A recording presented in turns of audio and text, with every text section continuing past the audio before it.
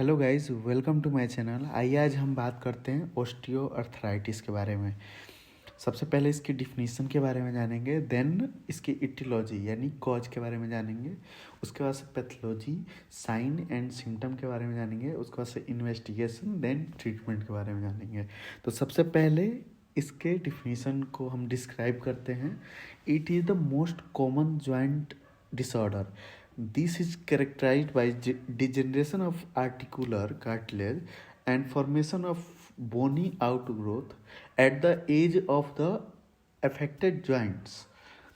Mostly weight-bearing joints are affected. आइए इसके etiology यानी कॉजेज के बारे में जानते हैं। तो इसका प्राइमरी जो कॉज होता है वो है अननोन।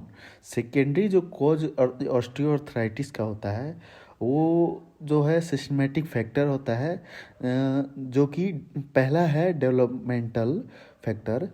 सेकेंड जो इसका फैक्टर है वो है ट्रॉमेटिक फैक्टर। एंड थर्ड जो इसका फैक्टर है वो है इंट्रा आर्टिकुलर फ्रैक्चर।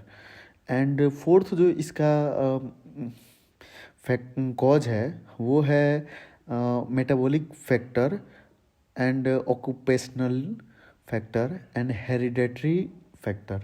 तो आइए इसके पैथोलॉजी के बारे में जानते हैं अब। तो पैथोलॉजी इसका जो है, there is a patchy degeneration of splitting of articular cartilage at the point of maximum weight bearing with exposure of underlying bone. New bone deposit on the edge forming osteophytes with limitation of movement. आइए इसके अब symptom के बारे में जानते हैं और sign के बारे में जानते हैं। तो सबसे पहले इसके सिम्टम के बारे में जानते हैं। सिम्टम जो है, इसका पहला जो सिम्टम है, onset is slow and progressive. Usually 1 or 2 joints are involved in the beginning. And second जो इसका सिम्टम है वो है pain is at first intermediate and aching type. इसका थर्ड जो सिम्टम है वो है later on hip and knee etc are involved. And fourth जो इसका सिम्टम है वो है pain is better by rest. And fifth जो इसका सिम्टम है वो है लिमिटेशन ऑफ मूवमेंट। आइए इसके साइन के बारे में जानते हैं। जो कि पहला इसका साइन जो है, मूवमेंट बिकम लिमिटेड।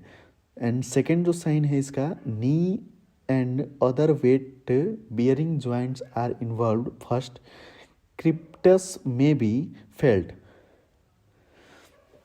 इसका थर्ड जो साइन है वो है muscular wasting is always present.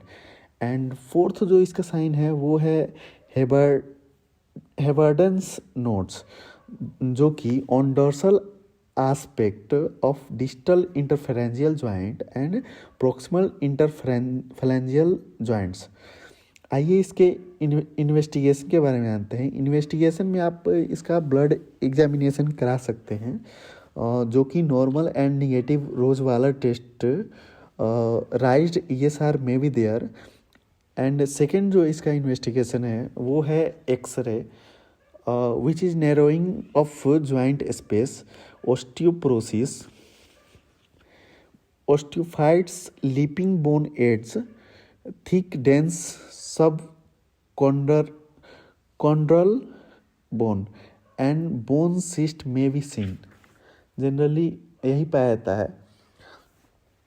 Treatment के बारे में आइए हम जानते हैं। इसका जो पहला जो ट्रीटमेंट होगा वो है stress, and strain should be removed from the affected joints.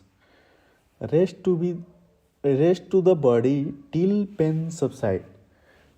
And third जो इसका ट्रीटमेंट है वो है रिड्यूस बॉडी वेट, जो कि सबसे बेहतरीन होता है। जो फोर्थ जो इसका ट्रीटमेंट है वो है application of heat to painful joint, gently massage of joint.